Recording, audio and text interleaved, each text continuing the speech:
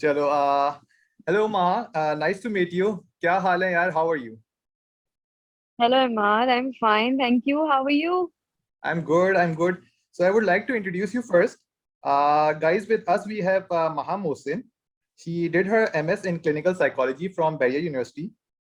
She started her experience with Netroil, having founded for the e-commerce brand, which is a skin and hair care products. Having worked with Bahia University as a lecturer, she is also visiting faculty in Reeds College and City School. She has been working as a clinical psychologist with House of Pebbles, Marham, PolaDog.com. So, Maha, with the vast experience you have, tell us, we'll start this flip side with you actually, क्योंकि बहुत ज़्यादा interesting experience है तुम्हारा, तो I would like to know कि how Maha Mohsin got into clinical psychology. Mahamud, interestingly, it was an accident. If I talk about it with my very honest heart, um, I actually wanted to be an artist, but then जब जब मैं artist बनना चाह रही थी, तो my dad was like कि बेटा ये तो कोई भी बन जाता है. मतलब and something that hit me hard, and he was like कि बेटा ये तो तुम बाद में भी कर सकती हो, because my father always wanted me to be a doctor. I never wanted to be a doctor. So we found a middle way, ना कुछ हम बीच का रास्ता निकाल लेते हैं. you know and of course I had this interest in psychology because I had psychology as a subject in A level. So मुझे मैं अपनी टीचर से ऑलरेडी बहुत ज्यादा इंस्पायर्ड थी. तो मैंने अपनी टीचर से बात की, एंड आई वाज लाइक कि अगर मैं आर्ट ना लूँ तो मैं साइकोलॉजी ट्राई कर लेती हूँ. And this is how I just ended up in Bahia University, took psychology, and just in like after a semester or so, it was like यार ये तो मेरे लिए बनी है, मैं तो इसी के लिए हूँ. और मैंने पहले क्यों नहीं सोचा इसके बारे में, यू सी. एंड मतलब you when you start knowing about yourself, ये यार आज तक हमने अपने आप को जाना ही नहीं. मतलब so it starts from you. And उसके Exactly, बाद फिर आपको exactly. आहिस्ता आहिस्ता अपने घर वाले समझ में आना शुरू होते हैं. अच्छा बड़ा भाई जो है वो इतना गुस्से वाला इसलिए है. अच्छा छोटा भाई जो वो इतना इमोशनल इसलिए है. So you start finding out the reasons of human behavior, and that gets you a lot into it. आप अंदर और जाते जाएं, अपने फ्रेंड्स को एक्सप्लोर करें, अपने आप को एक्सप्लोर करें. So it So was very basically, so interesting for basically, me, the and idea उसके that बाद there you were was getting no to know going back.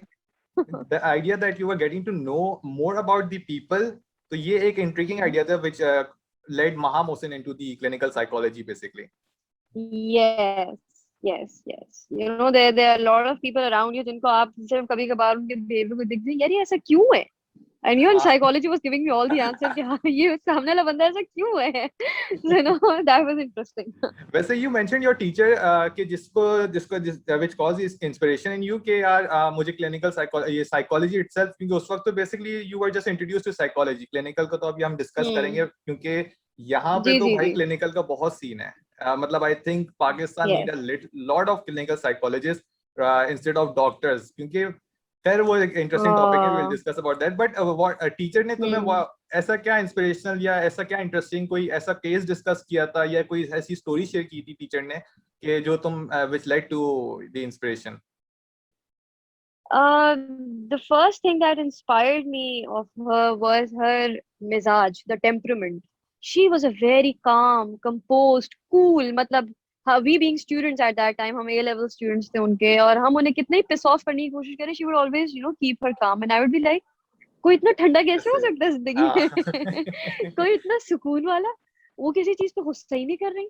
मतलब कि कोई कोई मसला ही नहीं उनकी जिंदगी में. कोई तो ऐसा क्या है, what is it that she is able to manage her emotion so well, because at that time I मतलब being a teenager as well. मतलब एक हम एक इमोशनल एक आउटबर्स्ट हो रहे होते हैं हमारे साथ, बिल्कुल. और हम फुल जज्बाती इमोशनल सीन चल रहे होते हैं बहुत हमारे ज्यादा साथ लाइफ भाई, में. बहुत ज्यादा. और उस टाइम आपको अपने सामने वाला इतना सुकून का बंदा नजर आए, तो आप कहते हैं ऐसा क्या हुआ इसकी जिंदगी में, क्या सब कुछ बहुत अच्छा है. But then when I got to know her personally as well, I got to know यार इनकी लाइफ में बड़े चैलेंजेस इन्होंने फेस किए. बहुत छोटी थी ये, इनकी मदर की डेथ हो गई, इनके फादर ने दूसरी शादी कर दी, कर ली. इनके ऊपर अब एक स्टेप मदर है, एंड लाइक दैट. और उनकी हम्म. बहनें भी हैं जिनको वो अकेले लुक आफ्टर कर रही. आई वाज लाइक यार ये तो बहुत लाइफ के मेजर चैलेंजेस से गुजर रही है, and still she is the most coolest lady in the world. True, and true, एक ट्रू. तो उनका टेम्परामेंट, उनका टेम्परामेंट था जिसने मुझे बहुत ज्यादा अट्रैक्ट किया. मैं तो कहूंगी बड़ा अट्रैक्टिव टेम्परामेंट था उनका.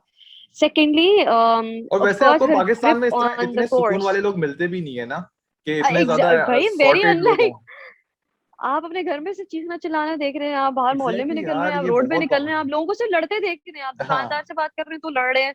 You know, the only thing you see in this country is frustrated people, the frustration, the rage, and इन सबके बीच में एक बंदा जो बस आई सिर्फ अंडरस्टैंड। मेडिटेशन मोड में है, मेडिटेशन मोड में है. Like, यार ऐसा क्या है? तो emotional regulation, basically the point is के emotional stability and emotional hmm regulation is something that we all need to work on, and hmm this is what I got from her personally. फिर उनका जो मैं कह रही थी कि उनका the grip on the subject, the knowledge that she used to impart the things and the knowledge that she would share with us of the mind. मैं कहती थी हम्म, यार mind is so powerful, no, it's only about the brain that we have studied so far, but what about the mind? An exactly abstract element, वो उसको कौन देखेगा? That is beyond anyone's capacity. तो जो केसेस एग्जैक्टली। हमसे कभी कभार वो शेयर करती थी, अपने रियल क्लाइंट्स के वो केसेस शेयर करती थी, तो मुंह खुले का खुला रह जाता था कि यार वैसे ये पता है, मसले हैं, नाउ अच्छा दैट यू मसले इस मेंशन, तरह हल कर लिया. now that you hmm. mentioned the cases के I was going to ask you hmm. कि यार तुम्हारे, you have read a lot of cases I am sure, और क्योंकि हमारे हम्म. बुक्स का भी और हमारा करिकुलम भी ऐसे डिजाइन होता है कि हमें प्रैक्टिकल एक्सपोजर से पहले भी जो है हमें cases we have to learn that. तो वन ऐसा ऑफ ही है. what is the most interesting case that personally in Pakistan that you have came across with? Two cases that I can never ever forget in my life. One was the one jo I got when I was doing my internship during my bachelor's degree, and वो case भी accidentally मुझे मिल गया था. वो देना masters की student को था, लेकिन वो उस हॉस्पिटल में जहाँ मैं इंटर्नशिप कर रही थी, उनको लगा मैं मास्टर्स की शायद स्टूडेंट हूँ, कुछ मुगालता हो गया, और उन्होंने वो केस मुझे दे दिया था. And that case was of the active schizophrenic patient. और वो Okay. स्किज़ो, मैं ये केस सबको बता, मैं जिससे मिलती हूँ लाइफ में सबको ये केस जरूर बताती हूँ.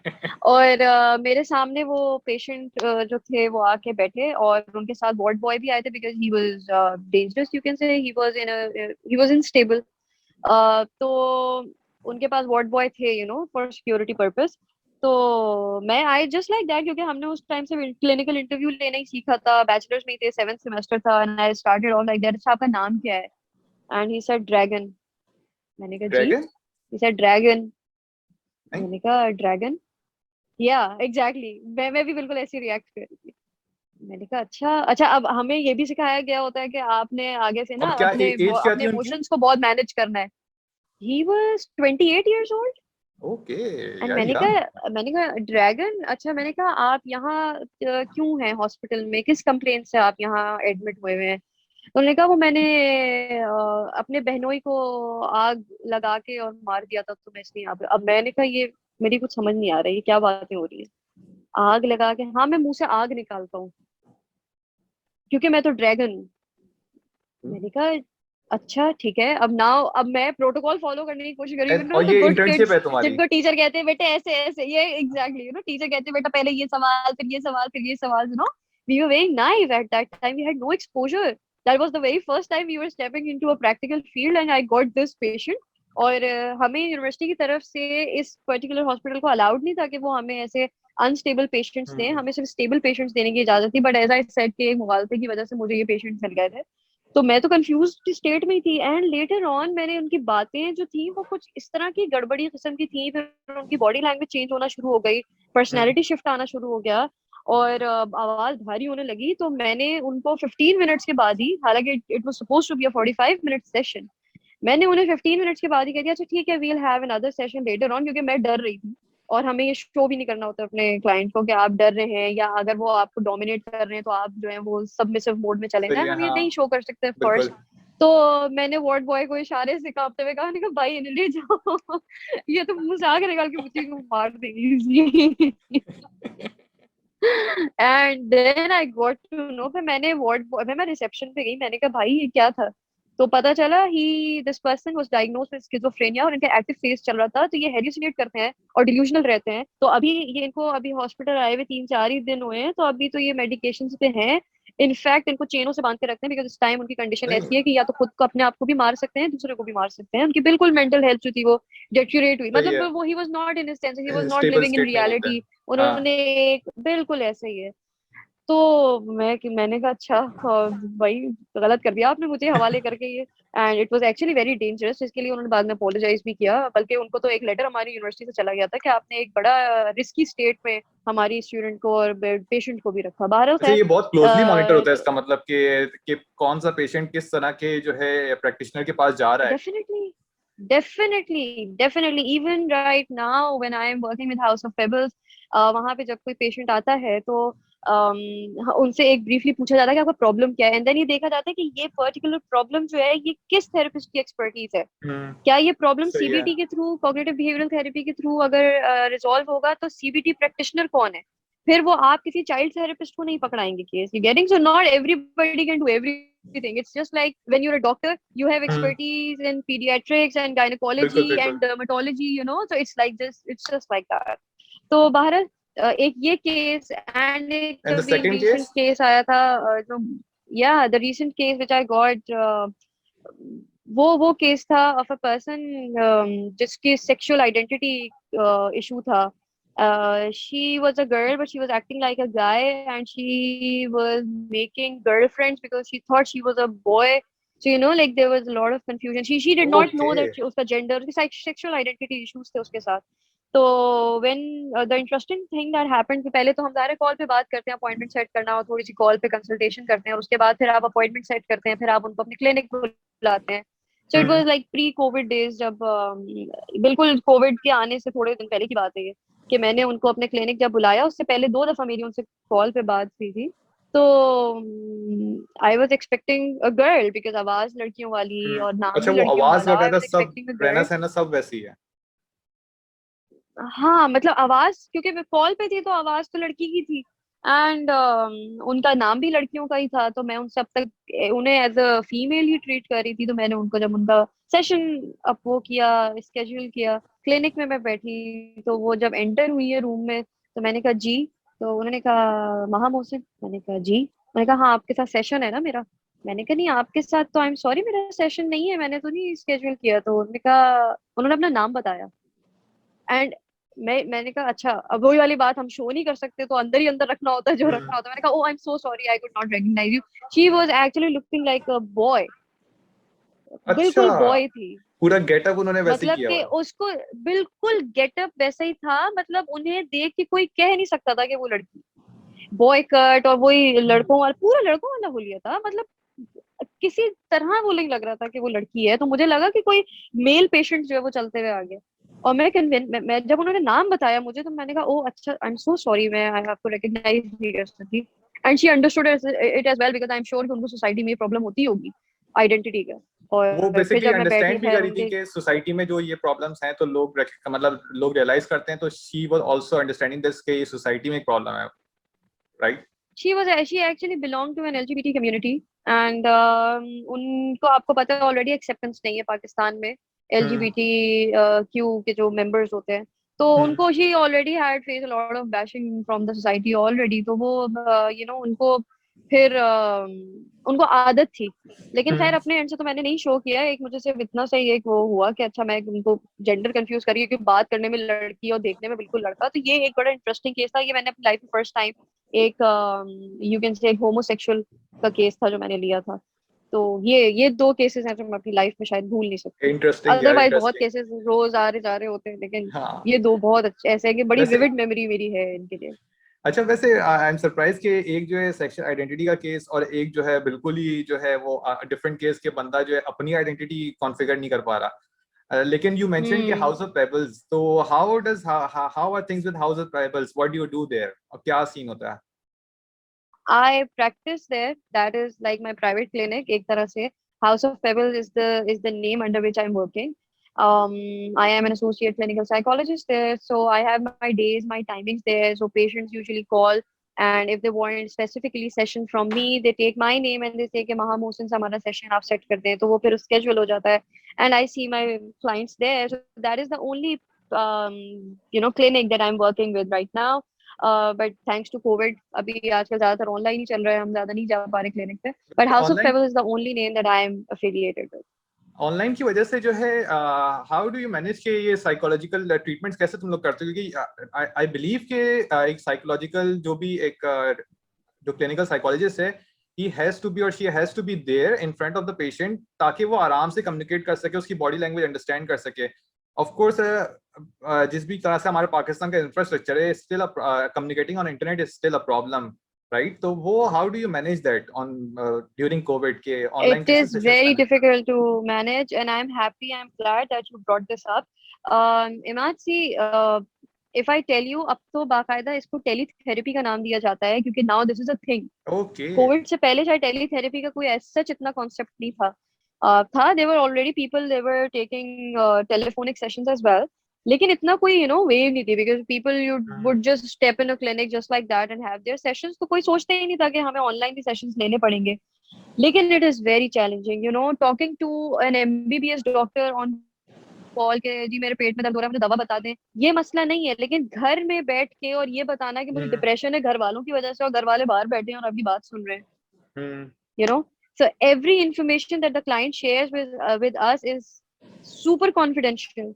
Most of the information that they share is something that their families do not know of, and वो एक होम सेटअप पे या अपने ऑफिस सेटअप पे बैठ के हमसे ऑनलाइन, इस तरह भी जब जैसे मैं और आप बात कर रहे हैं, वो अब कुछ बोल रहे हैं, उनकी आवाज बाहर जा रही है, अब उनके घर वालों को भी मामला सुनाई दे रहे हैं, अच्छा हमारे बच्चे के साथ ये मसला है, हमारी बेगम के साथ ये मसला है.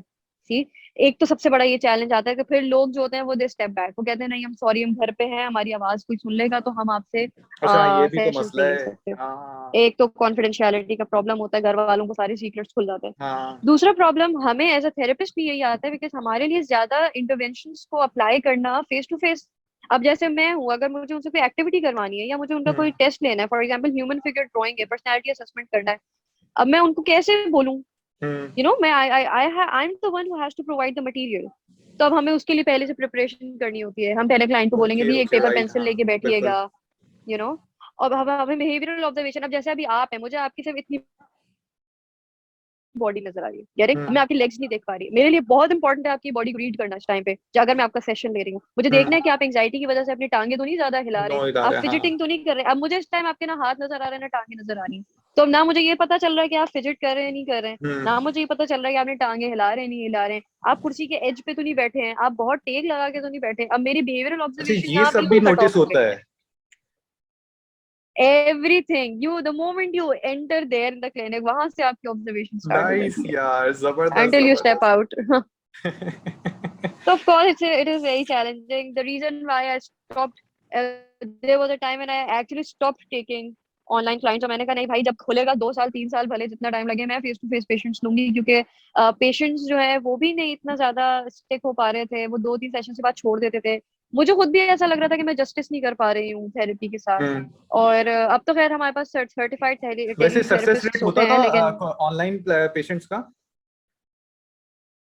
डिपेंड करता था कि अगर तो कोई बहुत ही स्टेबल क्लाइंट है और उसका ज्यादातर प्रॉब्लम जो है वो बड़ा सरफेस लेवल का है, जैसे कि थोड़ा सा stress management, anger management, self esteem issue, थोड़ा काउंसलिंग वाला उसका ज्यादा अगर मसला है तो वो मैनेज हो जाता है. लेकिन अगर कोई क्लिनिकल इशू है, मतलब सिवियर डिप्रेशन है, सिवियर एंजाइटी है, ओसीडी है, बाइपोलर है, बॉर्डर लाइन पर्सनैलिटी है, इस तरह के अगर कोई इश्यूज है तो सक्सेस रेट है दूसरे थेरेपिस्ट के साथ. लेकिन मुझे पर्सनली ऐसा लगता है कि ऑनलाइन ज्यादा, फेस टू फेस ज्यादा होता है, फेस टू फेस ज्यादा बेहतर है. ठीक है. अच्छा, मुझे एक और चीज बताना, वहाँ के यार पीपल ऑफ कोर्स से कि ये नई फील्ड है और people are still not aware of this platforms. मैंने आपका ऑनलाइन पोर्टफोलियो देखा था ऑन मरहम एंड ओलाडॉग, लेकिन आई फील कि उसकी मार्केटिंग, उसकी एडवर्टाइजमेंट इतनी नहीं हुई, तो still people are not aware of. Plus अभी भी ये एक डिफिकल्टी है कि यार मैं ऑनलाइन जो सर्च करूं कि बेस्ट क्लिनिकल साइकोलॉजिस्ट, मतलब it's still a hefty process ना. तो और ये सारा तरह अभी तक स्टिल जो है it's still working on referrals और कौन किसको जानता है, दैट्स इट. तो how do you work this out, मतलब how people get to know कि यार Maha Mohsin is a clinical psychologist and people can approach them, कोई मसला नहीं है एंड दैट्स ऑल. तो how do you market yourself? अच्छा, वैसे तो हाउस ऑफ पेबल जो है वो खुद ही हम लोगों को मार्केट करते रहता है, हमसे पूछ के कि अच्छा इस मंथ में हम आपको मार्केट कर दें या ये. मैं आपको बताऊं, one of the reasons why not a lot of organizations are marketing their clinical psychologists is कि ये हमने खुद नोटिस किया है फॉर एग्जाम्पल जब हाउस ऑफ पेबल्स, अगर आपने कुछ थेरेपिस्ट को जो है वो एक अराउजल बना के और जी पोस्ट कर दिया, इनको मार्केट किया है, इतने पेशेंट्स आ जाते हैं कि वो हमसे मैनेज नहीं होते। अच्छा। हाँ, प्रॉब्लम एक ये आ जाती है, बहुत सारे इंस्टीट्यूट जो है वो सिर्फ इस वजह से मार्केटिंग, बहुत अबंडेंट मार्केटिंग नहीं कर पाते, बिकॉज अगेन साइकोलॉजिस्ट कम है and you have to accept के पेशेंट सब है। यार इसका मतलब कि everybody needs a psychologist. Pakistan में we have a lot of people seeking for mental cure cure या कोई इस तरह का कोई solution mental. Definitely this social media has already created a lot of awareness among people कि भाई, अब एक पोस्टपार्टम डिप्रेशन बहुत ज्यादा अब खवातीन को पता चल गया है कि भाई after delivering a baby you do go through a complete phase of postpartum depression. इससे पहले पता ही नहीं था। एक माँ ये बोल ही नहीं सकती थी कि मुझे अपने बच्चे से नफरत हो रही है, तो कैसे बोल हम्म। सकती है? सोसाइटी तो एक्सेप्ट ही नहीं करती, तुम कैसी माँ हो, तुम तो जहन्नुमी हो, तुम तो नाशुक्री हो, you know kind of labels that we get. But now social media की वजह से, thanks to all the female oriented groups जहाँ पे ये बातें होती हैं, एजुकेट किया जाता है लोग, बहुत सारी खवातीन को ये पता चल गया है कि अच्छा भाई, पीपीडी पोस्टपार्टम डिप्रेशन जैसी कोई चीज है। This is just one example. Hmm. Plus लोगों में पहले समझते थे कि हम जस्ट क्लीन फ्रीक है, लेकिन वो ओसीडी होते थे। एंग्जाइटी को लोग ये समझते थे बस जी दिल घबरा रहा है, बाहर की हवा खाएंगे ठीक हो ब्लड जाएगा। प्रेशर तेज हो डिप्रेशन गया। को आज तक एड्रेस नहीं किया जाता। एग्जैक्टली, डिप्रेशन को आज तक एड्रेस नहीं किया जाता। तो लोग जो थे उनके साथ प्रॉब्लम नहीं, वो उसको रजिस्टर, उनको पता नहीं था वर्ड क्या है इसका, ना इसको कहते क्या है। आपको अपनी बीमारी को आप तब आइडेंटिफाई करते हैं जब आपको उसका नाम पता हो, वरना आपको लगता है ऐसे ही गुजर जाएगा, निकल जाएगा। और घर वाले भी यही कह हम्म। रहे होते हैं तुम पागल हो, तुम्हारे से दिमाग में, तुम बहनी हो। हाँ ठीक है। तो एग्जैक्टली। यहाँ जाहिर पे है तो कि वाकई में। अब अवेयरनेस अवेयरनेस की वजह से अब लोगों को पता है कि भाई mental illness is a thing, and there are a lot of people coming into psychology, but still we do not have psychologists as much as we have the doctors. Still there are people जो कहते हैं भाई हमें doctor बनना है, doctor बनना है। मैं कहती हूँ भाई डॉक्टरी छोड़ो, साइकोलॉजिस्ट बन जाओ। तुम लोग को डॉक्टर के पेशेंट से ज्यादा तुम लोग साइकोलॉजिस्ट के पेशेंट्स वैसे क्लाइंट्स मिलेंगे, बिकॉज दैट मीन्स कि यू वुड एग्री कि साइकोलॉजी पर्सनली, वैसे मैं भी ये बिलीव करता हूँ कि यार psychology should be included in the basic curriculum जो हमारा एजुकेशन सिस्टम है। oh yes, oh yes, something which I feel the need of teaching psychology to each and every individual, चाहे वो किसी भी फैकल्टी का हो, किसी भी डिसिप्लिन का हो, वो इंजीनियरिंग भी कर रहे हैं तो उसको 1 साल साइकोलॉजी जरूर पढ़ाएं। जरूर पढ़ाएं उसको, बेसिक्स पढ़ा दें साइकोलॉजी की, बिकॉज हमें ये अवेयरनेस, हमें अपने आप को जानने के लिए भी तो इमाद जानना है ना कि मेरा इस गुस्से में मोबाइल को उठा के फेंक देना ये एग्रेशन है, and I need to work on it. Exactly मेरा घर वाकई वालों पे में। लैश आउट कर देना ये मेरे लैक ऑफ इमोशनल रेगुलेशन है, मतलब I need to work on it. ये मेरा मैनली मेस्कुलिनिटी नहीं है कि मैं घर में हाँ शोर अभी तो मचाऊं वो और चीजें तोड़ प्रॉब्लम ही दे नहीं फिरूं। वो उसमें आइडेंटिफाई हो रहा ना। अभी तो ये एक पार्ट ऑफ लाइफ समझ के लोग उसको गो थ्रू कर रहे हैं और बोल रहे हैं फेज है, फना है, जो भी है। लेकिन अभी तो उस प्रॉब्लम को ऐसे लोग आइडेंटिफाई एक्सेप्ट नहीं कर रहे कि इट्स अ प्रॉब्लम। वैसे यू मेंशन कि it's a very difficult process और जो है लोगों को चाहिए कि इंट्रोड्यूस कराएं बेसिक करिकुलम में ये सब चीजें। तो you have been a teacher ji. Yourself, you are visiting faculty in B university, Reeds college और सिटी। तो how are you managing that और कैसा तुम्हारा एक्सपीरियंस चल रहा है बीइंग अ विजिटिंग फैकल्टी? क्योंकि you get to meet a lot of being people और फिर स्पेशली एक स्टूडेंट्स को अंडरस्टैंड करना यहाँ पे यूथ को, वो बहुत चैलेंजिंग है यस, वाकई में भाई। बहुत चैलेंजिंग है। और बीइंग विजिटिंग फैकल्टी, जाहिर है हमारा मेन गोल तो यही होता है कि जो करिकुलम में कोर्स हमें दिया गया है वो कवर कराएं, लेकिन मेरी हमेशा एक कोशिश होती है कि मैं बच्चों को other in the course educate जरूर करूं, और बिल्कुल। लाजमी करूं बच्चों को एजुकेट। और this is the reason why specially A level के जो मेरे स्टूडेंट्स हैं, बहुत सारे स्टूडेंट्स मेरी बातों से मुतासिर हो गए और उन्होंने अपनी फील्ड जो है वो किसी और से और साइकोलॉजी की तरफ लेके गए कि नहीं हमें साइकोलॉजिस्ट बनना है। जबरदस्त यार, क्योंकि नाइस। क्योंकि एंड इट्स नॉट, मेरा कोई ये मकसद नहीं होता था कि यार मैं इनको साइकोलॉजिस्ट की तरफ जो है हम्म। ना साइकोलॉजी की तरफ ले आऊं। मेरा मकसद ये होता था कि सिर्फ वो ये अंडरस्टैंड करें कि ये फील्ड इंटरेस्टिंग है, इसकी नीड है, इस पे बहुत स्कोप है, and that we actually need psychologist. हम लोग बहुत ज्यादा अंडर एस्टिमेट करते हैं साइकोलॉजिकल इलनेसेस को। और हमें मतलब हम तो वो बात है ना, रजिस्टर ही नहीं करते दिमाग में, हमें पता ही हाँ। नहीं है कि ऐसी भी कोई चीज होती है। तो भाई चैलेंजेस होते हैं बीइंग विजिटिंग फैकल्टी। मैं हमेशा स्कूल की मैनेजमेंट पे बात कहती हूँ कि बच्चे अगर ए लेवल के भी हैं तो उनको मैं लेके जाऊँ, साइकियाट्रिक यूनिट्स लेके जाऊँ, उनको मैं अपने रियल केसेस डिस्कस करती हूँ। हम्म। बच्चे बहुत बहुत ज्यादा इंटरेस्टेड होते हैं, बिकॉज यू सी मैं अपने बच्चों को ये कहती हूँ कि देखो, in no way am I demeaning any other profession, I'm just saying, just to give an example, Yeah, of course, कि of course. N MBBS doctor जो है, अगर अब जैसे अब आजकल एक मौसम चल रहा है, एक वायरल है, सबको खांसी नजला हो रहा है, Hmm. आप बुखार खांसी नजला बड़ी कॉमन कंप्लेंट्स हैं, आप किसी भी डॉक्टर के पास जाएंगे वो आपको एक रटी रटाई दवाओं का एक प्रिस्क्रिप्शन देगा, बिल्कुल ऐसा पैनाडॉल ही दे है, दी फॉर बिल्कुल। एग्जांपल, साथ में कोई एंटी एलर्जी दे दी और कोई इम्यूनिटी बूस्टर दे दिया आपको। और ये नुस्खा जो है ना उसका, वो 90% पेशेंट्स के साथ चल रहा है, गेटिंग? तो अगर उसके ऐसा ही पास है। क्लिनिक में 100 लोग जो है वो बुखार की कंप्लेंट से आ रहे हैं, तो उसने 100 में से 100 को पैनाडोल जरूर दी होगी।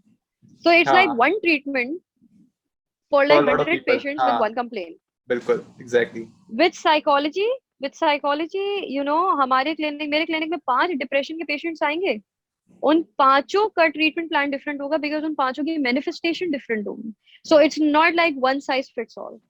इट्स लाइक इस वाले डिप्रेशन पेशेंट को डिप्रेशन इसलिए हुआ क्योंकि या उसकी एग्जैक्टली। मदर का इंतकाल हो गया था, हाँ और हाँ। इसका जो मैनिफेस्टेशन है वो है ये सुसाइडल हो गया है, और ये वाला जो था उसका ब्रेकअप हो गया तो उसने बिंज ईटिंग कर दी है, और ये वाला जो एग्जाम में फेल हो गया तो अब वो स्लीपलेसनेस और नॉट ईटिंग एट ऑल वाले बिहेवियर से गुजर रहा है। तो मुझे इन तीनों को डिफरेंटली ट्रीट करना है, जबकि डायग्नोसिस तीनों चारों का डिप्रेशन है।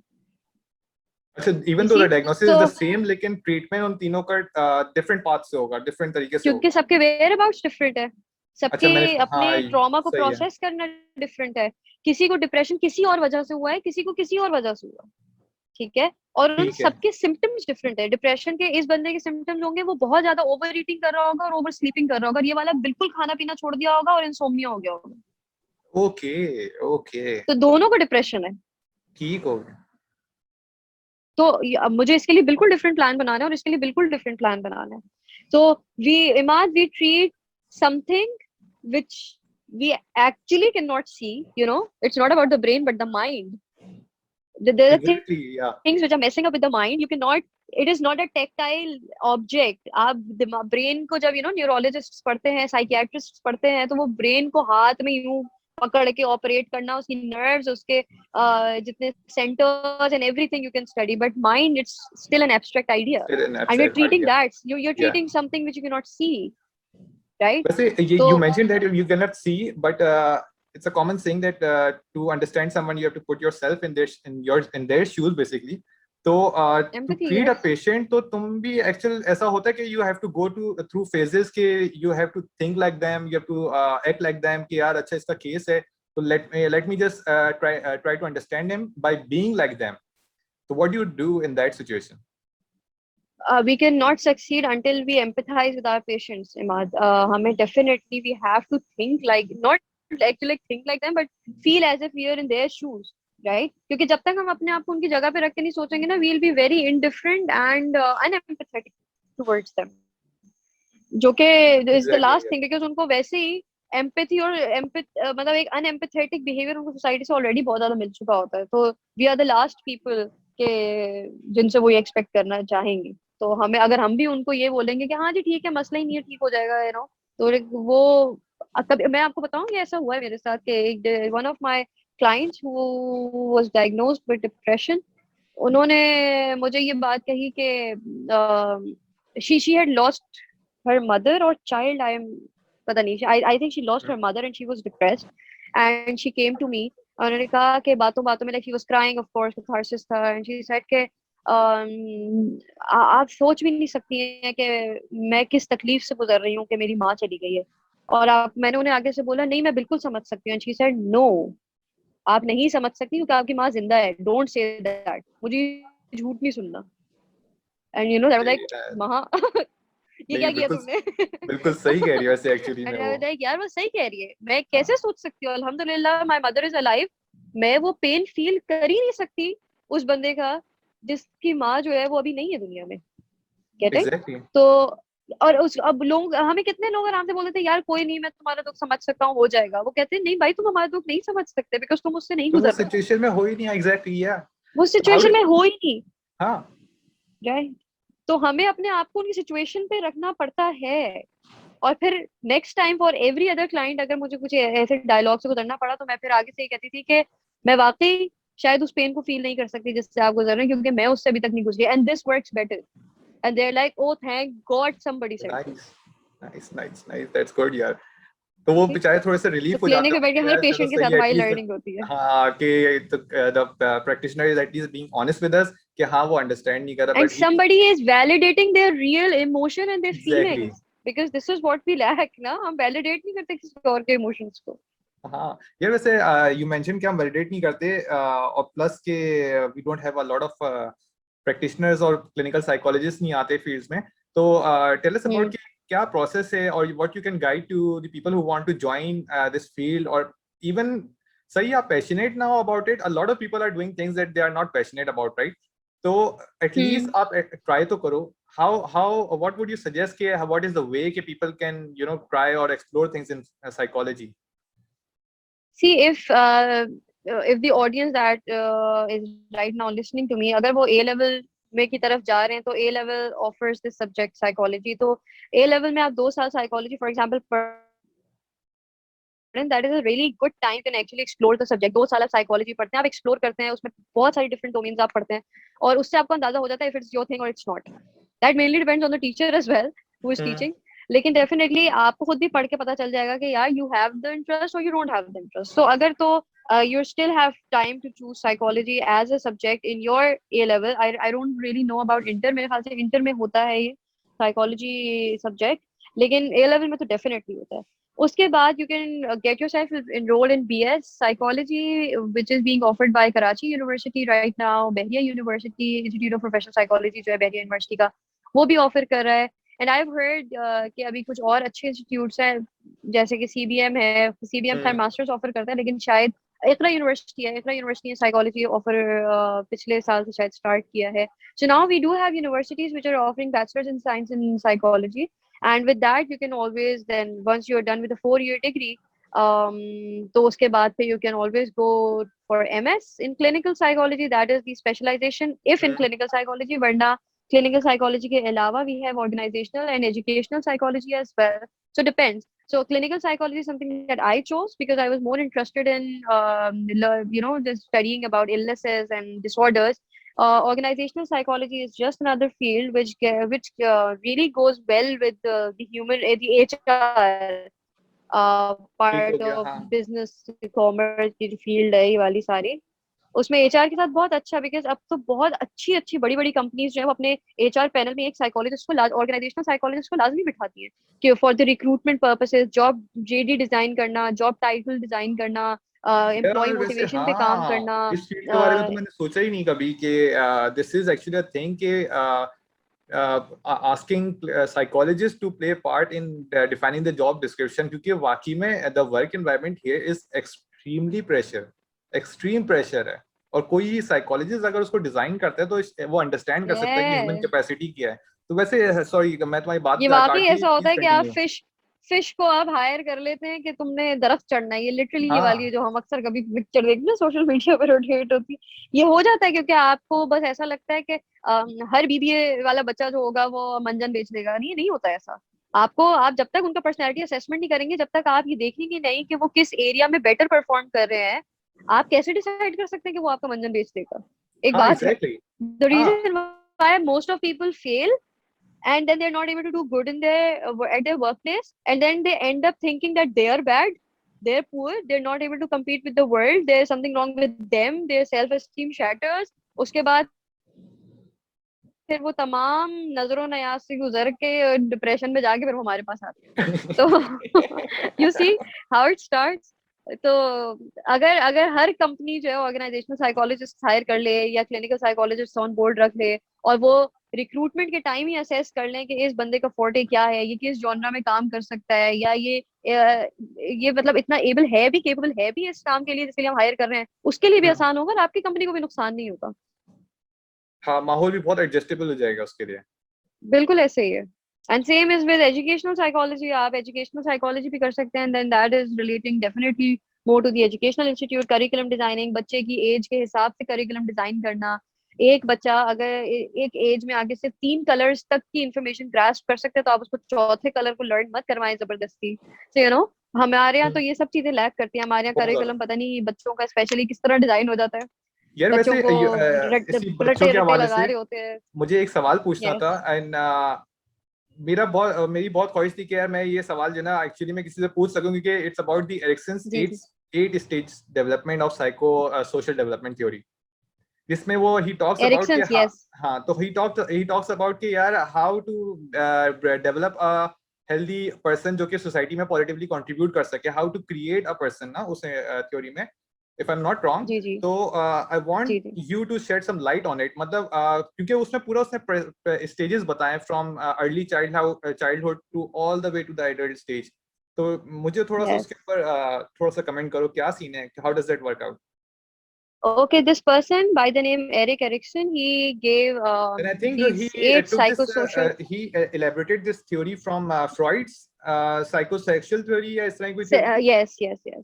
बाबा फ्रॉइड बाबा नहीं होते तो साइकोलॉजी में पर्सनली मेरा बिलीफ है वो नहीं होता, साइकोलॉजी एग्जिस्ट नहीं करती। और उनकी theory Imad is a must री, आप उनकी थ्योरी सिर्फ पढ़ ले फॉर योर ओन सेक। तो बिल्कुल उनकी एरिक एरिक्सन जो है उनकी थ्योरी भी डेफिनेटली इंस्पायर्ड है फ्रॉइड से। Anything and everything in psychology कहीं ना कहीं कनेक्ट हो जाती है सिगमंड फ्रॉइड से। लेकिन खैर, talking about Erik Erikson, he propose these 8 psychosocial stages.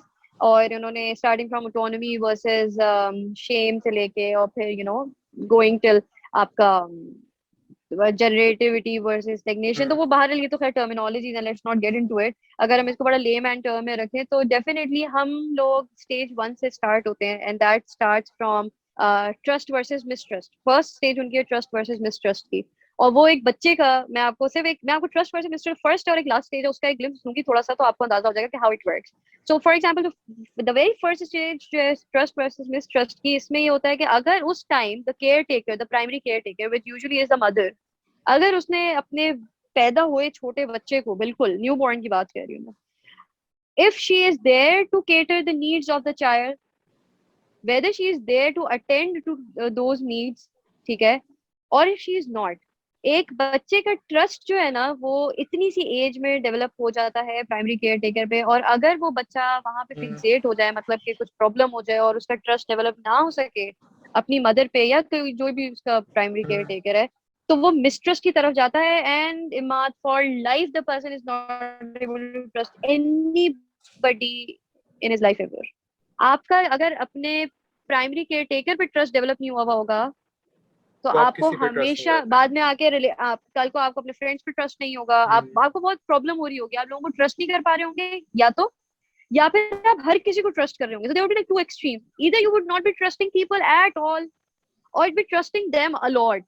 कुछ लोग हम्म, आपने देखे होंगे जो हर किसी पे भरोसा कर लेते हैं और नुकसान उठाते हैं, हाँ, तो क्योंकि हम, उनकी जो ये प्राइमरी नीड थी ना कि उनके एंकर उन्हें मिल जाता कहीं अपने प्राइमरी केयर टेकर को ट्रस्ट करके, वो नहीं मिला। तो आज वो हर किसी को ढूंढ रहे हैं कि वो किसी पे ट्रस्ट कर लें, क्योंकि ये ह्यूमन नीड है कि आप किसी के ऊपर रिलाय करें, किसी पे ट्रस्ट करें। तो ठीक क्योंकि है। लेकिन वो प्राइमरी केयर टेकर ने वो नीड पूरी नहीं की आपकी for whatever X Y Z reason, कि अगर, और ये it can be as simple as कि अगर एक बच्चा रो रहा है, अगर आपने उसको दूध चाहिए और आपने उसको दूध नहीं दे रहे हैं, वो रोए जा रहा है, रोए जा रहा है, रोए जा रहा है, और आप दूध नहीं दे रहे हैं उसको क्योंकि आप प्रेजेंट नहीं है वहां पे, या आप ध्यान नहीं दे रहे, या किसी और हम्म, काम में बिजी है, तो बच्चा आधा घंटा रोए जा रहा है। अब उसको क्या है, एक टाइम आएगा कि बच्चा इस चीज पे कंडीशन हो जाएगा, ओके मेरी नीड्स मीट नहीं हो रही है, ठीक है, ठीक है। या उसको ये हो जाएगा कि अच्छा there is nobody to basically cater to what I want. So मेरा diaper soiled and there is nobody to change my diaper, मैं यू आर कीले में सेइंग पड़ा कि हुआ हूँ बच्चा एंड ये छोटी I see I age feel में कोल्ड ही but there is realizes nobody कि, क्योंकि my mother is busy.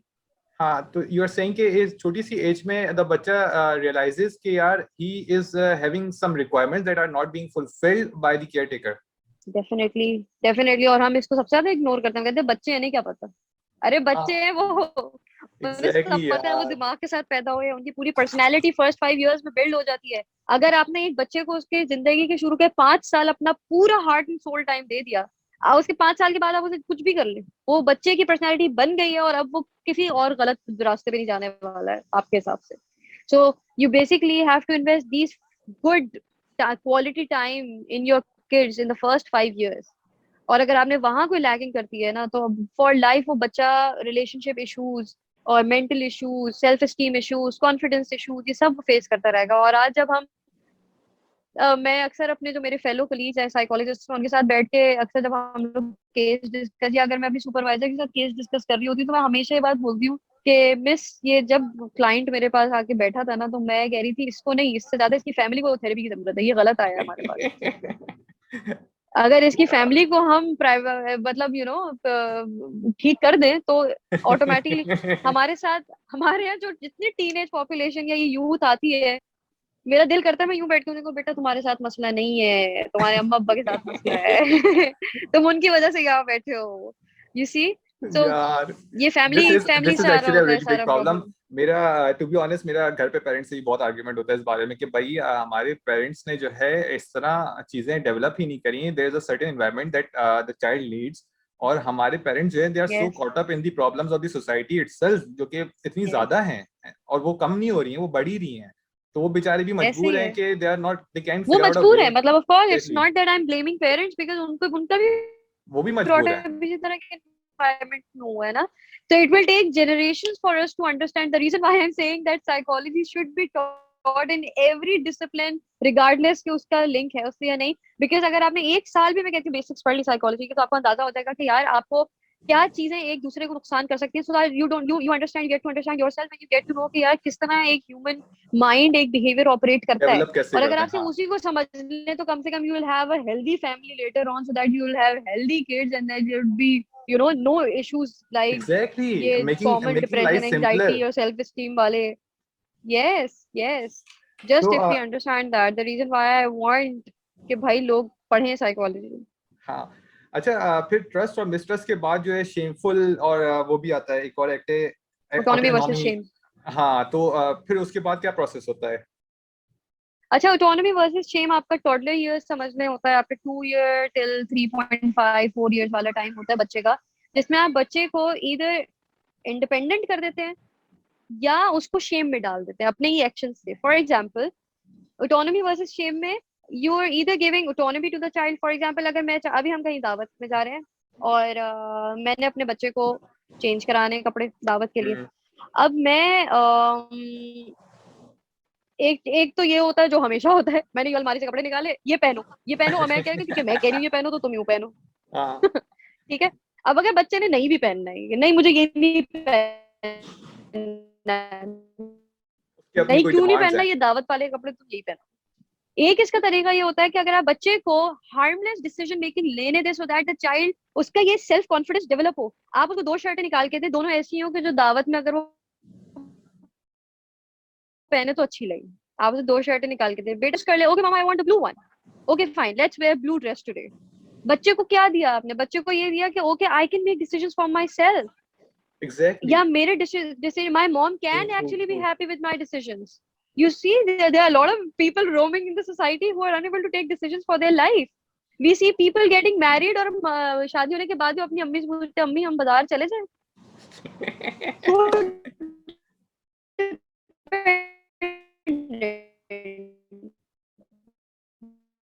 So so dependent, यार कुछ भी नहीं करते। अरे this is something shameful, this shameful. आपको भाई ये this is not be proud of ये। मैं तो इमाद आप मुझसे बात करेंगे, मैं आपको पूरी पेरेंटिंग के ऊपर लेक्चर दे दूंगी कि पेरेंटिंग होती क्या और कैसे करनी चाहिए। ठीक है। वैसे I can understand, I can understand. Let's hold a session on parenting only. Oh, I'm so frustrated because I see people being messed up in the society, roaming because of all these messed up parents. And coming on to the shame, so when you actually बच्चा अगर खुद अपने लिए कोई decision लेना चाह रहा हो, for example, and when you shut the child up, no you do what I say, the child goes under this guilt कि oh my god I disappointed my mom, I shouldn't have done it, oh my god, क्योंकि उस time उस बच्चे के लिए सबसे ज्यादा important है, मेरे बच्चे के लिए इंपॉर्टेंट होगा मैं अपनी अम्मी को खुश कर दूं। ठीक है। एक छोटे 2-3 साल का बच्चा जो होगा ना, वो माँ का मुंह देखते रहेगा, मेरी मम्मा खुश है मैं कुछ कर रहा हूँ। आप देखें एक बच्चा जो होता है ना, वो बार बार आपकी तरफ मुड़ मुड़ के ना ये देख रहा होता है कि वैलिडेट कर रहा है कोई मेरे बिहेवियर को या नहीं। वो आपकी तरफ वो कुछ करेगा फिर आपको मुड़ के देखेगा, वो चाहता है कि मुझे सामने से ना मदर ये बोले कि हाँ बेटा good job, but when the mother is scolding instead of saying good job, तो बच्चा oh my God I disappoint कि यार नहीं नहीं नहीं, I should not take any decision, I should not do anything, क्योंकि मैं जब भी कोई काम करने लगता हूँ ना मेरी मदर नाराज हो जाती है। तो नहीं नहीं, मुझे अपनी मदर को नाराज नहीं करना, my mother should be happy. तो मुझे जो है वो इवेंचुअली जो है उसको ये होता है कि मुझे कंट्रीब्यूट ही कम से कम करना चाहिए, क्योंकि मैं जो भी कम कर से रहा हूँ कम वो। करना चाहिए, क्योंकि मैं तो कुछ भी करता हूँ तो मसला हो रहा गलत है। होता है, हाँ। क्योंकि मैं जब भी कुछ करता हूँ मेरी मदर नाराज हो जाती है, अनहैप्पी हो जाती है, मुझे डांट देती है, इसका मतलब मैं तो कोई कुछ काम कर ही नहीं सकता, क्योंकि मैं हमेशा जो करता हूँ गलत करता हूँ। वो इस बिलीफ के साथ बड़ा हो जाता है, और जब वो यही यही यही फंस जाएगा, वो shame में फंस जाएगा। और उसके बाद जब वो, मेरे ख्याल से ना, मैं अम्मी से पूछ लेता हूँ कि मैं सेब खरीदूं या मैं ऑरेंज खरीदूं। अगर मैं हम्म। सेब खरीद के ले गया तो अम्मी तो मुझे डांट देंगी कि तुम सेब क्यों खरीद के लेकर आ गए, तो let's call mama, easy getting. Solution है, अम्मी और को कॉल फिर वो कर। इससे वो और आगे जाएगा, वो अपनी लाइफ में कोई डिसीजन नहीं ले पाएगा, क्योंकि उसको हमेशा ऐसा लगेगा कि मैं हमेशा से गलत डिसीजन लेता हूँ। You see the self esteem, the self confidence तो गया भाड़ में। बार में। वाकई में यार। You mentioned कि different, we were talking about different stages of psychosocial और इस तरह की different चीजें, जिसमें जो है हम्म, start से ही लोगों का, बच्चों का process जो है, it's a very complicated process to which parents are not paying enough attention ना। तो yes yes. I want you to shed some light कि यार what has been the most common problem that you think that you have came across with in Pakistan, because I know कि depression anxiety तो एक बहुत common term है इसकी ना, कि लोग ऐसा बोलते ही हैं कि है। यार डिप्रेशन है, एंजाइटी है, सही है, आई अंडरस्टैंड दैट, और सही है, हो गया, वो टाइम बीता, हो गया आपका, लेकिन डीप डाउन जो है, what does it mean to be in depression, और व्हाट काइंड ऑफ तुम समझते हो कि यूथ में ज्यादा प्रॉब्लम्स आ रहे हैं, या जो है the kind of patients you deal, उनके मोस्ट कॉमन हम्म। कंसर्न्स क्या हैं, apart from, मतलब deep dive into depression and anxiety, what is that for the youth here? अच्छा, first of all Imad, we really need to understand what is depression and what is anxiety and Hmm. What is OCD, because हम लोग mental illnesses को ना adjectives के तौर पे use करते हैं। अब अगर आज रात में थोड़ी ग्लूमी हो गई तो कल मैं उठ के अपनी दोस्तों को बोलूंगी यार कल रात ना मुझे डिप्रेशन हो गया था। Hmm. अबे भाई, डिप्रेशन ऐसे नहीं होता है। डिप्रेशन का एक प्रॉपर डायग्नोस्टिक क्राइटेरिया है, ठीक है। आपको एक पर्टिकुलर पीरियड तक आप ग्लूमी फील करेंगे, आपको कुछ नेगेटिव थॉट्स आएंगे, आपकी लाइफ में प्रॉपर चेंज होगा, and until and unless that melancholic behaviour आपका आपके सोशल बिहेवियरल और आपके ऑक्यूपेशनल पर्सनल लाइफ में इम्पैक्ट नहीं करेगा, आप नहीं कहेंगे कि उसको डिप्रेशन है। तो डिप्रेशन ऐसी चीज नहीं है कि यार कल रात मुझे डिप्रेशन हो गया था, यार मुझे हर जुम्मे को डिप्रेशन हो जाता है, ऐसा नहीं होता है। Hmm. दिमाग के हमें एडजेक्टिव्स के तौर पे इनको यूज नहीं करना चाहिए। जैसे मैंने शुरू में बताया था कि अगर कोई सफाई पसंद होता है तो हम कहते हैं ये पता है मुझे तो ओसीडी है, Hmm. बड़ा प्राउड, बिल्कुल मैं तो एग्जैक्टली। बड़ी ऑर्गेनाइज्ड, मैं तो अपनी हर चीजें यूं यूं यूं करके रखती हूँ, मुझे तो ओसीडी है। मैं ऐसे लोगों को कहती हूँ बेटा तुमने देखा है ओसीडी, आओ मैं तुम्हें, हाँ एक तुम एक दफा ओसीडी के पेशेंट को देख लो तो कानों का हाथ लगाओगे। नहीं भाई। ओसीडी के पेशेंट किस चीज से, किस कर्ब से गुजर रहा होता है अपनी जिंदगी के, कि वो सुसाइडल हो जाता है, ही और she is unable to know help way. Himself. वो पानी के नीचे खड़े होकर हाथ ही धोते रहता है, उसकी स्किन उतर जाती है, उसकी सफेद हो जाती है स्किन हाथ धो धो के, और मतलब ये पानी की वो नहाते रहेगा नहाते रहेगा। सो ओसीडी इज वेरी डिप्रेसिंग। सो पहले तो हम ये कह लेंगे ना, बात बात पे जो हम बोल देते हैं क्या है हमें तो ओसीडी है क्योंकि हम बड़े सफाई हम्म। पसंद है, नहीं भाई, नो। तो एक तो जो हमारी यूथ में या ये एक प्रेवलेंट इशू आ रहा है, वो एक तो ये कि हम मिस डायग्नोज करते हैं या गूगल डायग्नोज करते हैं अपने आप को, और जिसकी वजह से हम फिर सेल्फ फुलफिलिंग प्रोफेसी के अंदर फॉल करने लगते हैं, जिसको हम पिग्मेलियन इफेक्ट भी कहते हैं। हम क्योंकि पुश कर रहे हैं इनटू डिप्रेशन, क्योंकि हम सोचना शुरू हो गए हैं this way, because okay I okay. want to believe that I have अब OCD, depression. because this is something to हाँ। be proud of. I'll push myself into being OCD because now I want to validate that statement of mine. ओ। तो एक तो ये problem है, cause and effect नहीं पता चल पा रहा हो, वेदर हाँ। ए इज कॉजिंग बी और बी इज कॉजिंग ए, ठीक है। दूसरा, अगर मोस्ट कॉमन इशू की बात करें तो हमारे यहाँ डिपेंडेंसी और आइडेंटिटी क्राइसिस यूथ में बहुत ज्यादा है। अब तक नहीं पता हम जी मास्टर्स कर रहे हैं, पता नहीं हमें करना क्या है जिंदगी में, हम क्या हैं, हम कौन हैं, हमारा मकसद क्या है, हमारी रिस्पॉन्सिबिलिटीज क्या है। आइडेंटिटी क्राइसिस से गुजर रहे होते हैं, जिसकी वजह से फ्रस्ट्रेटेड रहते हैं। अब फैमिली लाइफ में इश्यूज आना शुरू हो जाते हैं, रिलेशनशिप हम्म। इश्यूज बहुत ज्यादा कॉमन है यूथ में भी। अगर कोई इस तरह का आपका गर्लफ्रेंड बॉयफ्रेंड वाला सीन है उसमें भी इश्यूज आ रहे हैं। अगर मैरिड लाइफ है तो ये इश्यूज भी बहुत कॉमन है। पेरेंट के साथ इश्यूज, डिफरेंस इस जनरेशन का, स्पेशली आप सोशल मीडिया से एक्सपोजर, अब हमारे पेरेंट्स को इतना नहीं था लेकिन हमें ज्यादा है, अब हमें नॉलेज मिल गई है। अब हम हमारे पेरेंट्स से आर्ग्यूमेंट है क्योंकि हम्म। अब हमें ज्यादा पता है, अब हमारे एग्जैक्टली। पेरेंट्स को इतना नहीं पता। वो जो एक जनरेशन गैप और गैप ये है। जो इन्फॉर्मेशन गैप आता है, and we are not able to fill the gap, which creates a lot of conflict in families, जिसकी वजह से फेमिलियल इश्यूज, और फिर उसकी वजह से घर का माहौल खराब, और फिर उसकी वजह से बच्चे जो होते हैं वो एक मेंटल ट्रॉमा से गुजर, हमारी हमारी अम्मा से नहीं बनती क्योंकि वो जो सोचती है हम वैसे नहीं सोचते। हम्म। और फिर इसका कोई सोल्यूशन ही तो नहीं ये है, बड़ा दोनों लगे हुए अपने कॉन्ट्रडिक्टिंग थ्योरीज में। कि भाई नहीं मैं सही और तुम तो सही, मैं तुम कहती हूँ भाई सही अपनी मैं अम्मा सही। को भी थेरेपी में भेजे। मैंने कहा है बात, अगर अगर एक चीज हमारे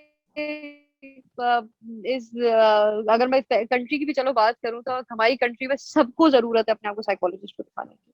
हम सब मेस्ड अप है।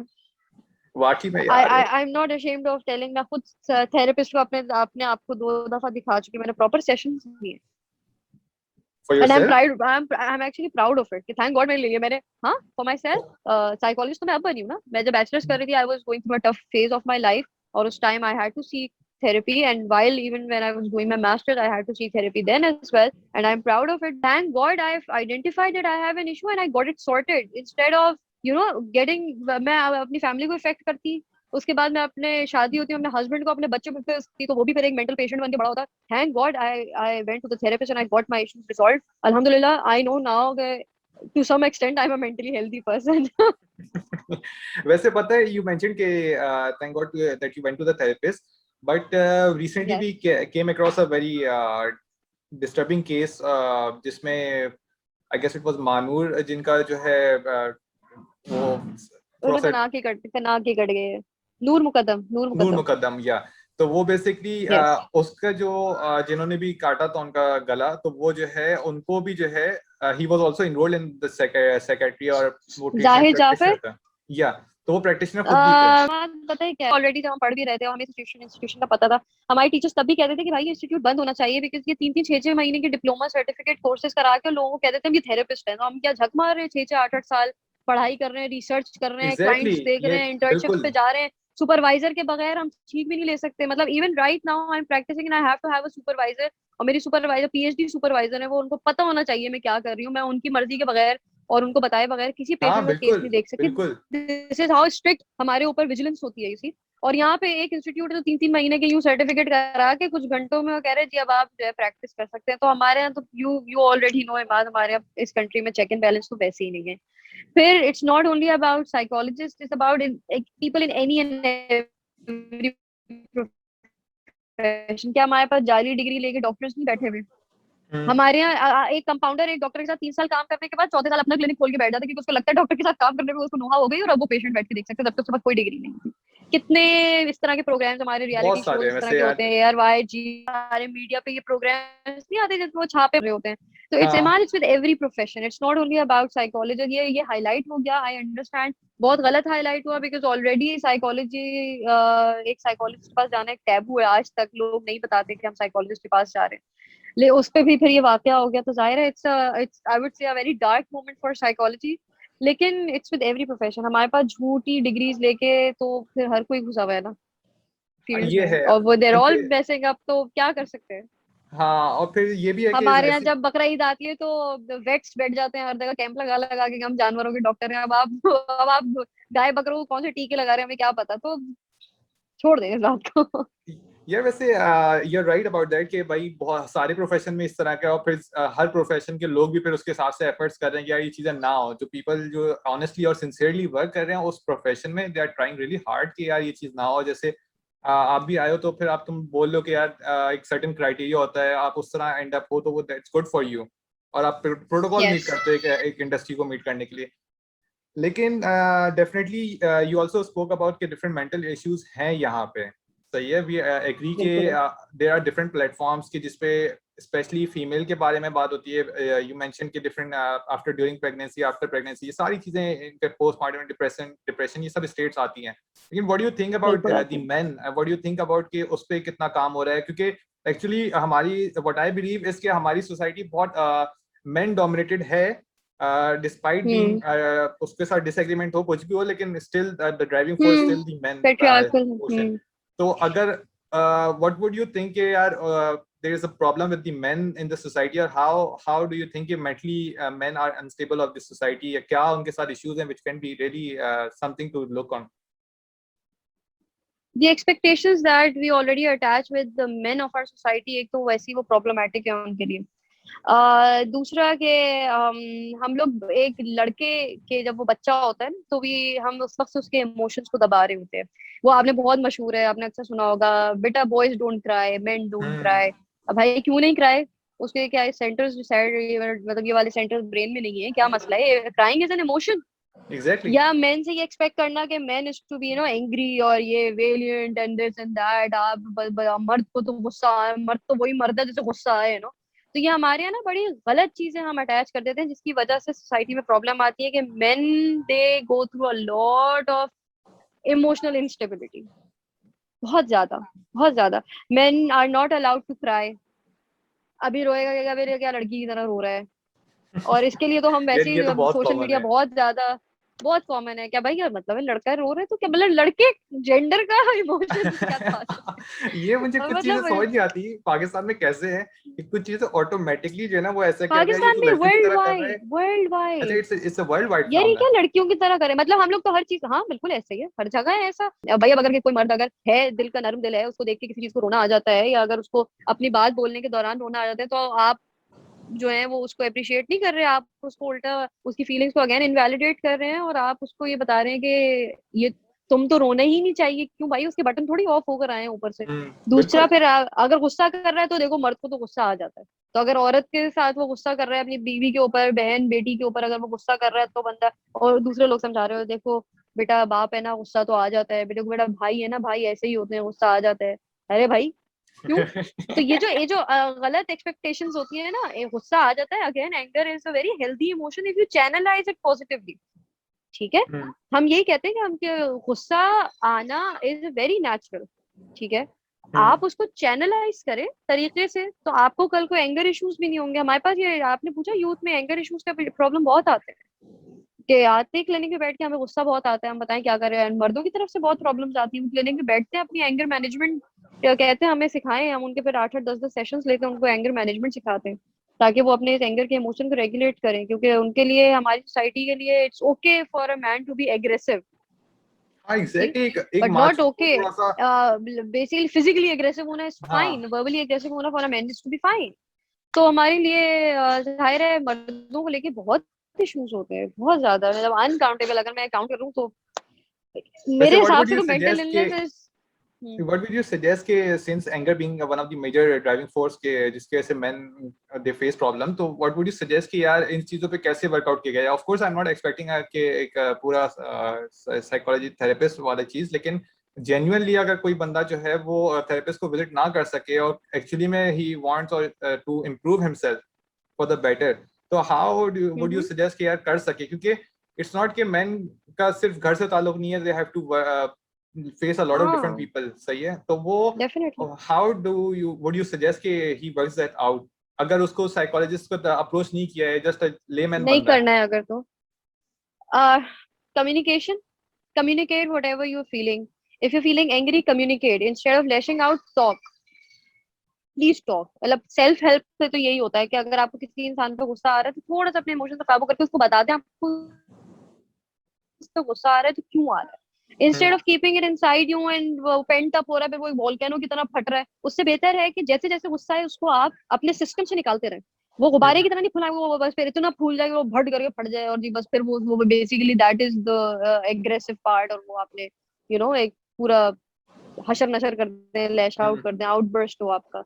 उससे बेहतर है जैसे जैसे गुस्सा आए उसको अपने सिस्टम से निकालते रहें, चाहे आप के सामने वाले से बात करके नाइसली आप उसको बता दें आपको गुस्सा किस बात पे है, या टाइम आउट ले लें उस टाइम, जिस सिचुएशन में आपको गुस्सा आ रहा है, move out of the place, आप वहां से हट जाएं, डिस्ट्रैक्ट कर लें अपने आप को, रनिंग कर लें। अगर आपको पंचिंग बैग, हम कहते हैं भाई पंचिंग, अगर आपको फिजिकल एग्रेशन आप बहुत ज्यादा है, you not able to control, आप आए दिन अपने मोबाइल तोड़ते रहते हैं, चीजें तोड़ते रहते हैं, तो बेटर कि wear gloves and use the punching bag, boxing वगैरह थोड़ा पंचिंग करें, क्योंकि energy, anger is an energy which is running inside you. अगर आप उसको अपने सिस्टम से बाहर ना निकालें ना, तो वो फिर गलत तरीकों से बाहर निकलता है, निकलता जरूर है।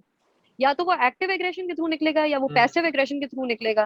पैसिव एग्रेशन भी होता है फिर, तो आपको हम एक तरीका बोलते हैं कि भाई अगर आपको सामने वाले पे गुस्सा आ रहा है और आप उसे कुछ बोल नहीं पा रहे, वो ऐसा बंदा है रिस्पेक्टेबल, आप नहीं बोल सकते, अम्मा अब्बा बॉस टीचर कोई ऐसा है, उसको आपको बड़ा गुस्सा आ रहा है, आप एक पेपर लें और आपके दिल में जो आ रहा है उसके लिए आप वो लिख दें, स्क्रिबल स्क्रिबल, एक के ऊपर एक लिखते रहे, और उससे आपकी एनर्जी रिलीज होगी, आपके जो अंदर जो जिसे कहते हैं ना भड़ास, वो निकल जाएगी। हाँ एंड आप एक दफा नाइस यार, करके ये देखें, दैट्स अ आपकी रियली फीलिंग यूं हो नाइस वे जाएगी। कि आप जो है उसको वर्कआउट कर सकते हो।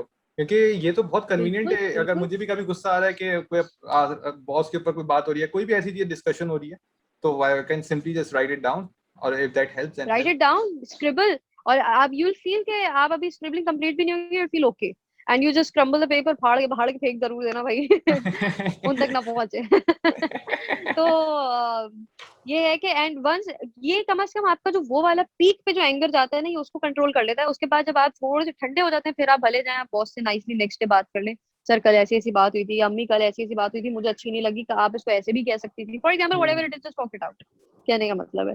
तो ये एक बेहतर तरीका होता है। हमेशा जब एंगर, जब गुस्सा आ रहा हो उस टाइम तो बिल्कुल रिएक्ट नहीं करें। एक चीज अगर आप कर सकते हैं वो ये कि अपना गुस्सा पीक के टाइम पे जब आ रहा हो कंट्रोल करना किसी तरह सीख ले और उसको फिर बाद में चैनलाइज करें। को हम कंट्रोल कर सकें, हम किसी तरह उसको जल्द से जल्द जो है उसको डिस्कार्ड कर सकें, बिकॉज वरना तो गुस्सा तो निकलना तो है, वो फिर उसको वही बात है, वो निकलना तो पेंट अप है। होता रहेगा, हाँ, वो एग्जैक्टली। निकलना तो अच्छा, है, वैसे यू टॉक निकलना अबाउट द तो है। गुस्सा, और since more and more females और आल्सो मेल और फीमेल प्रोपोर्शन जो है बहुत अच्छा जो है वो वर्कफोर्स में आ गया है पाकिस्तान में भी। जी। और in fact I read about a couple of companies including Candyland as well, तो वो लोग 50-50% जो है वो वर्किंग मॉडल पर आ गए हैं of female to male ratio. तो I wanted to talk to you about कि what attitude should you have और what principles should you follow to have to make sure that you have a good work ethic in the environment. Integrity सबसे पहले, you should be genuine. आप be yourself, अपने अंदर एक honesty, genuineness, और अपने आप को अपने जैसा रखें। You have a long way to ये गो, यार, मतलब वैसे आप। तुम्हें एक वैसे ही मुझे सवाल पूछना है, यू सेड कि अपने आप को जेन्युइन रखें, don't you think in a society like Pakistan, because of course we are living in this environment, तो we have not the most of genuine हाँ, सॉरी, लेकिन लेकिन इफ यू वाकई मेस्ड में up, work on yourself first लेकिन तुम्हें नहीं लगता कि there is a lot of bipolarness, या हम क्या कहेंगे कि डिफरेंट मल्टीपल पर्सनालिटी जो है आपको एक्सपीरियंस करने को मिलती है डिफरेंट डिफरेंट लोगों की, क्योंकि पीपल आर सो, और मुझे नहीं पता कि बाहर किस तरह उसका इम्पैक्ट पड़ता है या किस तरह आप रिफ्लेक्ट करते हैं या बाहर किस तरह उसको टैकल किया जाता है, लेकिन in Pakistan I don't see a way out for this. कि जैसे दोस्त के साथ एक बंदा डिफरेंट उसके साथ परफॉर्म कर रहा है, फिर जो है वो फ्रेंड्स के साथ ऑफिस में डिफरेंट परफॉर्म कर रहा है, फिर फैमिली के साथ वो डिफरेंट एटीट्यूड है, और now with the introduction of social media उसकी डिफरेंट डिफरेंट प्रोफाइल्स पे डिफरेंट डिफरेंट जो है उसकी एक आइडेंटिटी मेंटेन हुई हुई है, लाइक ऑन इंस्टाग्राम। इसीलिए मैंने आपसे कहा कि जेन्युइनिटी मेंटेन करेंगे तो प्रॉब्लम नहीं होगी। आप सोशल मीडिया पे जो है वही दिखा दें अगर, तो आपको कभी प्रॉब्लम नहीं होगी। हाँ, ठीक वैसे है, ये भी दैट्स ट्रू। अगर आप अपना खुद का वो वाली बात है ना, real self, ideal self, fake self, तीन किस्म के सेल्फ बना दिए। ये बनना चाहता हूँ, ये हूँ, और ये दिखाना चाहता हूँ। तो ये जो हम अपने सेल्फ के ही कंपार्टमेंटलाइज कर दिया है ना हमने अपने आप को, ये प्रॉब्लम क्रिएट करता है। The more types of personality you will have, the more issues it will create. So genuinity, being real, being yourself is something that will only take you far in your life. वरना कभी ना कभी वो कहते हैं धूला खुल जाता है पता चल जाता है this is not the real you, fake कर रहे होते हैं आप ये इसकी सबसे छोटी सी मिसाल मैं आपको दूं कि वो जब नई नई शादी होती है ना, तो नई नवेली दुल्हनें जो होती हैं वो अपने इन लॉज को इम्प्रेस करने के लिए सुबह जल्दी उठ के चाय वाय हाँ, बनाती है, पर वो 1-2 महीने के बाद जब वो when they get back to their own self, problem शुरू हो जाती है। तो पहले तो तुम ऐसी, तुम तो बदल गई, तो आप शुरू में ही काम ना करें। ठीक है, तो आप जो है आप वो रहे अपने आप को। एक तो अगर आप, वही वाली बात है, अगर आप किसी चीज में मेंटली फंसे हुए अपने आप को उस पर से निकालें, work on your self, build your personality. अगर आपको लगता है कि पेरेंट्स की तरफ से किसी चीज में कोई कमी खामी रह गई, उसमें उनकी भी गलती नहीं थी, तो कोई बात नहीं। अब आप कब तक इस चीज को आप ब्लेम करते रहेंगे, हमारी तरबियत ही ऐसी थी, हमारे घर का माहौल ही ऐसा था। भाई आपको शऊर मिल रहा है, आप बाहर निकल रहे हैं, आप पढ़ रहे हैं, अब तो इतने मोटिवेशनल स्पीकर्स होते हैं, सेल्फ हेल्प बुक्स हैं, इतनी सारी चीजें होती है जो इंसान की पर्सनैलिटी बिल्डिंग के ऊपर, इतनी किताबें हैं, रिसाले हैं, इतनी फेमस पर्सनालिटीज हैं जिसको हम कहते हैं कि जिनको हम देख के हम इंस्पिरेशन ले सकते हैं। लुक एट देम, उनकी तरह सोचें, अपने आप को बदलें थोड़ा सा, और उसके बाद जेन्युइन रहे, अपनी लाइफ में परमानेंट चेंज लेकर आए और जेन्युइन रहे, अपने जो है वो रहे। सो यू डोंट वैसे have to portray a false image of yours to या anybody, because you that's very temporary. वैसे यू टॉक्ड अबाउट कि पर्सनालिटी और लोगों के बारे में पढ़ें, लोगों के बारे में अवेयर हों, डिफरेंट डिफरेंट रोल मॉडल्स को फॉलो करें, और अभी यू मेंशन कि one of the most renowned personality in clinical psychologist is Jordan Peterson. He asked कि मुझे कुछ चीजों की तरफ इंटरेस्ट होता क्यों है और कुछ चीजों की तरफ इंटरेस्ट क्यों नहीं होता, how, मतलब सही है। as a being of male, मेरा हाथ जो है बचपन में गाड़ी की तरफ क्यों जाता है और डॉल की तरफ क्यों नहीं जाता? डू यू थिंक वो conditioning, because of conditioning. Because of conditioning conditioning? ऐसी कर हाउ? देते हैं ना, because this is how we define gender roles. बच्चे को पैदा, न्यू बॉर्न बेबी, उसको बेबी बॉय ब्लू कपड़े ही पहनाएंगे, और ब्लू कपड़ों के ऊपर हमेशा आपको गाड़ी बनी हुई नजर आएगी, बट देन अगेन ब्लू वहां कपड़ों के यू ऊपर स्पोक डॉल बनी हुई अबाउट, नजर नहीं आएगी। हाँ लेकिन then again you spoke about कि you already faced a case जिसमें जो है एक बंदा था और उसको फीमेल थी और उसको मेल जैसा गेटअप उसने करा हुआ था अपना। तो ऑफ कोर्स उसके भी तो वालिदैन ने उसको पहनाया होगा छोटे बच्चों में कपड़े, या जो भी छोटी एज में कपड़े मेल के हैं तो मेल के पहनाए, फीमेल हम्म। है तो फीमेल के पहनाए। लेकिन बट स्टिल टर्न आउट कि वो एडल्ट एज में अपने वो चीज चॉइसेस फॉलो नहीं कर सका या कर सकी जो भी। ऐसे ही तो व्हाट डू यू देखिए, think? There is never just one reason for it. See, वो ऐसा नहीं है कि अगर मैं अपने बेटे को फ्रॉक पहना दूंगी तो वो कल को लड़की बन के निकल आएगा। वो ये बात ये नहीं होती है। बात ये होती है कि आपने जहन के अंदर बातें डाली क्या है, ठीक है, अनकॉन्शियसली और सब्लिमिनली हम किन चीजों से कंडीशन हो रहे हैं। जिसकी मैं जो मैंने केस आपसे शेयर किया था, जिसका भी आपने रेफरेंस किया, उसको बाकायदा जेंडर आइडेंटिटी डिसऑर्डर था, जिसमें क्रॉस ड्रेसिंग का प्रॉब्लम आना, सेम जेंडर में इंटरेस्ट होना, ये सारी चीजें, ये इश्यूज आते हैं उसके अंदर। एंड डेफिनेटली मैं इस पर्टिकुलर पेशेंट के ऊपर 2-3 सेशन से ज्यादा काम नहीं कर सकी थी, तो मैं बहुत ज्यादा इनकी केस हिस्ट्री ले नहीं सकी थी। But I am pretty sure कि कहीं ना कहीं डेफिनेटली चाइल्डहुड से ये चीज निकल के आ रही होगी जो मैसअप हुई है, ठीक है। तो हमारे यहाँ बच्चों को सही टाइम पे सही एजुकेट नहीं कर पाते, जिसकी वजह से इश्यूज आते हैं। या तो बहुत चीजों को टैबू बना दिया जाता है, बात ही नहीं करेंगे उसके बारे में, या बहुत सारी चीजों को बहुत ज्यादा एक्सपोज कर दिया जाता है कि बच्चे जो होते हैं उनको, जैसे होते हैं ना, एक्सपोजर शॉक मिल जाता है, तो बहुत वो ज्यादा, उसकी वजह हाँ। से रिएक्ट करते हैं। उसकी तो यू वाकई में। Always have extremes, either you would not talk about it at all or you would show the person everything, so there is no middle ground which creates problems in every way, in every scenario। कोई भी चीज, सिर्फ ये problem नहीं, कोई भी और problem उठा ले, ठीक है। तो हम हमेशा एक्सट्रीम्स, हम तो चलिए एक्सट्रीम्स पे रहे होते हैं ना, म्याना रवि हमारे इसमें होती नहीं है, जिसकी वजह से फिर जाहिर है कि ये वाली प्रॉब्लम्स आती हैं। और एक और चीज हमारे, बल्कि इससे मेरे जहन में आई कि हम बड़े इजीली कह देते हैं, फॉर एग्जाम्पल, अगर 4 बहन भाई हैं किसी घर के अंदर और उस घर में हमेशा लड़ाई झगड़े हुए हैं पेरेंट्स के और इश्यूज रहे हैं, तो भाई 3 बच्चे जो थे उनको कोई फर्क नहीं पड़ा, लेकिन एक बच्चा था जिसकी पर्सनैलिटी पे बहुत फर्क एक पड़ा है। को बहुत पड़ गया, तो बाकी कल को सारे जब सही वो है। बच्चा जो है वो कंप्लेन करेगा ना, तो कहेंगे क्यों भाई, इसी घर में हम भी तो रहे, हमें तो कोई मसला नहीं हुआ, तुम्हें क्यों मसला होगा। हाँ वैसे और ये बच्चा ये कहेगा बहुत अच्छा, कॉमन स्टोरी है। ये कित ये बहुत कॉमन है, बहुत कॉमन है। मतलब अभी वही वाली बात है, ये मैं क्यों कह रही हूँ, बिकॉज अभी अगर कोई मदर पोस्टपार्टम डिप्रेशन की शिकायत से आएगी ना, या वो अभी अपनी इन लॉज में अपनी मदर को बोलेगी अम्मी मुझे लग रहा है डिप्रेशन है, क्यों भाई, हमने बच्चे पैदा नहीं किया, हमें तो कुछ नहीं हुआ था। अब आप कहें, अब मतलब, तो अब क्या आगे, अब है? आप चुप हैं, आप क्या करें, क्योंकि आपको नहीं हुआ तो क्या मुझे भी नहीं होना चाहिए, मतलब ये कोई रूल था? हमें तो कभी कुछ नहीं हुआ, हमने तो 10-10 बच्चे पैदा करके पाले, हम तो हमेशा खुश रहे। अब यू नो यू वही वाली बात है ना, हम लोगों को उनकी फीलिंग्स को इनवैलिडेट करते हैं क्योंकि हमारे साथ वो नहीं हुआ होता। तो बेसिकली जिसमें, coming back to the point, कि हमारे यहाँ हम लोग कंडीशनिंग कर देते हैं इस तरह जेंडर रोल्स को, कि वही जो मैं इतनी देर से मैस्कुलिनिटी और फेमिनिटी की बात कर रही थी ना, कि हमारे मर्दों को ऐसा होना चाहिए, खवातीन को ऐसा होना चाहिए।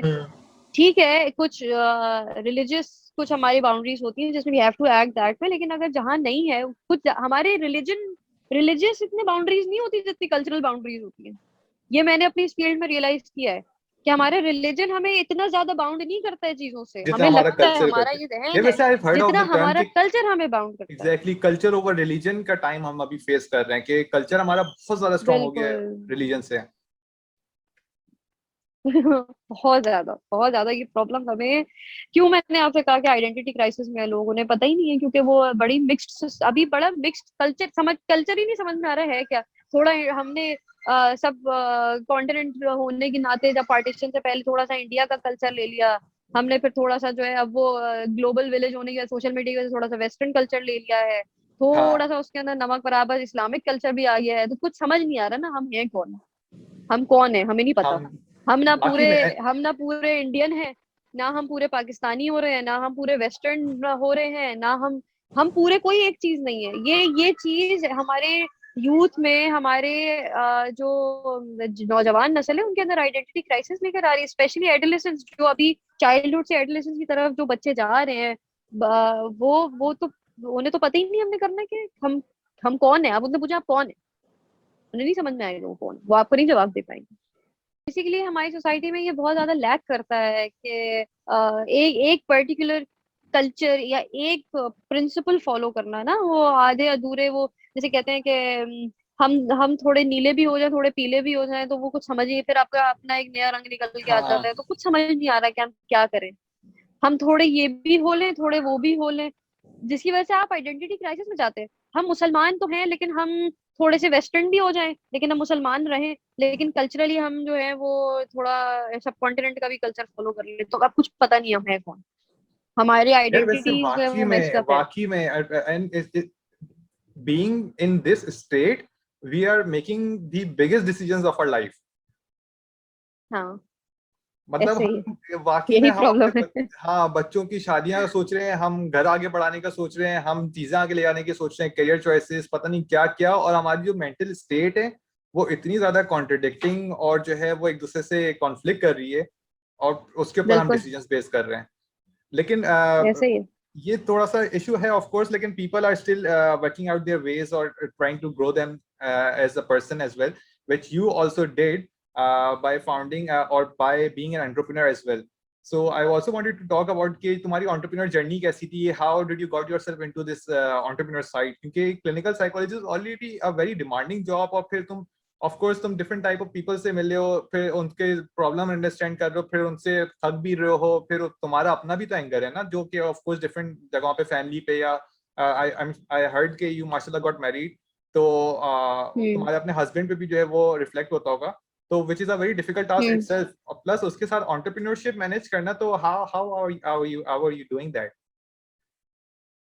Identity crisis. अच्छा नहीं, अच्छा लीव इट। अच्छा, see, entrepreneur, I was an entrepreneur when I was not even a psychologist. It's basically now more than 5 years that I'm into it. It was basically my mother's creation. She created a few of the hair care and skin care products at home, and because of course she being pretty naive to technology, she didn't know what to do, and I gave her the idea of taking it ahead. Abhi chemical wali cheezon se duniya bhari hui hai, you are making such nice products at home with ingredients that are purely natural and organic, and this is high time when women hardly get to find natural products in the market, and the definitely यार, only things वाकई they में, find is वाकई में। things which have abundance of harmful chemicals. This is high time that just introduce your products in the market. And that was when I helped her showcase her products through different social media platforms. So I designed and made a page and then an account on an Instagram. Then I run it, and still like till date I'm taking a business. Alhamdulillah, now I have a big team माशाल्लाह which is looking माशाल्लाह। after and taking care of this. But yeah, this is how it was. So mainly now ये वाली चीज जो मैंने अपने team के हवाले कर दिया, मैंने 4-5 साल बहुत देखा, लेकिन फिर जब मैं साइकोलॉजिस्ट बन गई जबरदस्त। वाकई, then I got married, then I had a kid. So of course there were a lot of things that I was going through. तो फिर मुझे अपने आप को कहीं ना कहीं से कट ऑफ करना था, तो in this टाइम मैंने अपनी टीम को इतना केपेबल कर दिया था कि वो मैं नहीं भी हूँ तो वो देख ले, तो now alhamdulillah they take care of it, and my mom is at the same place making things and we are selling it off.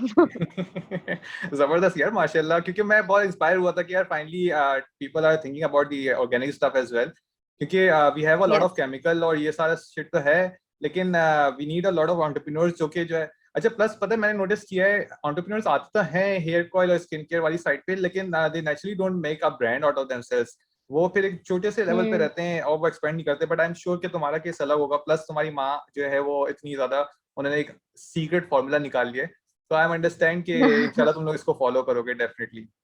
Inshallah, inshallah. अच्छा महा, मुझे एक और चीज थी, यू मेंशन के द एंटरप्रेन्योर, फिर एक क्लिनिकल साइकोलॉजिस्ट वाला साइड, फिर द स्टडीज, फिर द ऑल द पेशेंट्स और प्रैक्टिशनर वाला जो साइड होता है आपका, लेकिन Hmm. With that you are managing your personal life as well, सही है, और एक Yes. पूरा वर्क लाइफ बैलेंस रख रहे हो, तो मुझे थोड़ा सा उस पर भी कमेंट करो कि how how are you managing all this, क्योंकि ऑफ कोर्स जैसे अभी हमने डिस्कस किया कि इट्स नॉट इजी, तो how do you work out that? Hmm. By disciplining myself, the first thing I did was to discipline myself and have a routine. Routine From a यार, very carefree routine जो है girl, ना, वाकई में routine routine बहुत na. Important है। First thing I did was to become a morning person. My things got into place like that. So if you want to manage your life, be a morning person. I wake up early in the morning and I managed my house chores. जो मासी मेरी 11 बजे आती थी, मैंने कहा चल बेटा 8 बजे आ, शाबाश।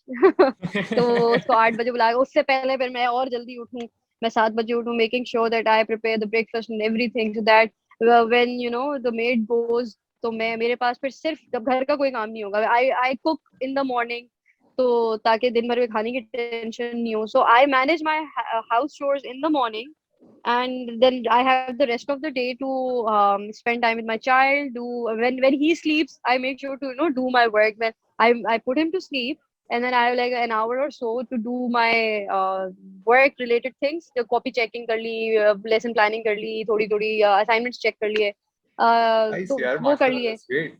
तो मतलब of course at times definitely I mess up as well, of course मुझे कभी कभार दिन में 24 घंटे कम पड़ जाते हैं, लेकिन मुझे एक चीज समझ में आई है कि अगर आप लाइफ में मैनेज करना चाहते हैं अपने आप को, तो आप अपने आप को डिसिप्लिन करें और आप एक मॉर्निंग पर्सन बन जाएं। Early to bed early to rise is the foolproof formula.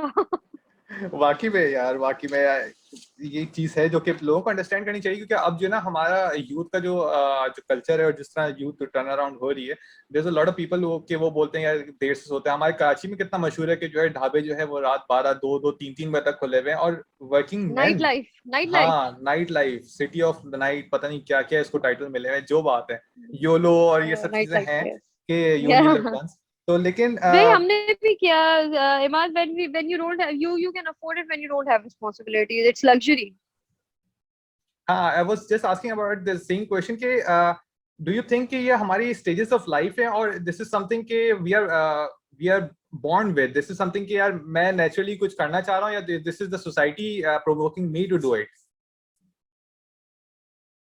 I don't think so. I think ये personal preferences होती हैं. I know a lot of people who are फारिग like anything but still not doing anything, you know.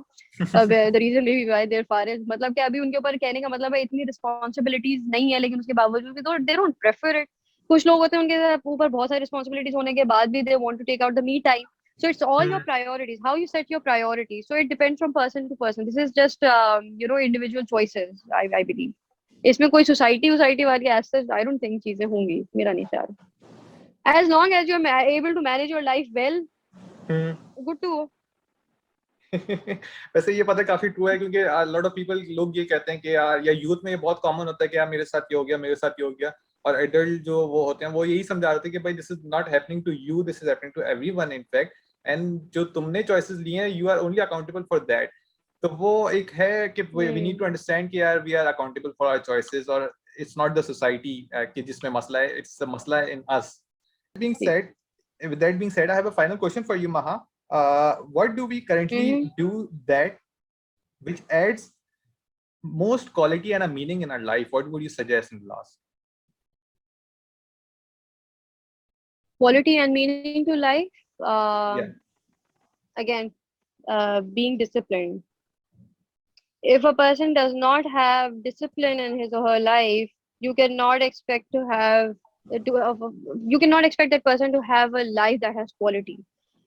Because I think if you are everywhere, you're scattered everywhere, you don't have a routine, you don't have a goal, you don't you wake up aimlessly in the morning, you don't have a purpose, बस आज भी उठ गए double रोटी चाय के लिए, तो definitely you won't have a, you should, two things that a person must have in order to spend a good life and die with peace is to have an aim and a goal in life, and a long term goal. By goal I mean a long term goal, and discipline.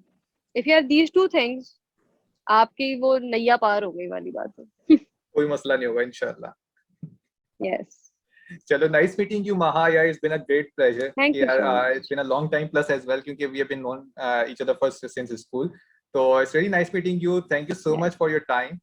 ठीक है, अपना बहुत बहुत ख्याल You're रखना, welcome, and a Imad. lot of appreciation to your family and your husband कि you guys are doing a really great job with Natural Oil.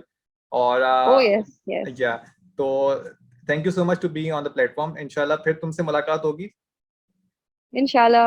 इंशाल्लाह, thank you so much. Have a good time. You're welcome. It was lovely having this session. Thank you. Okay.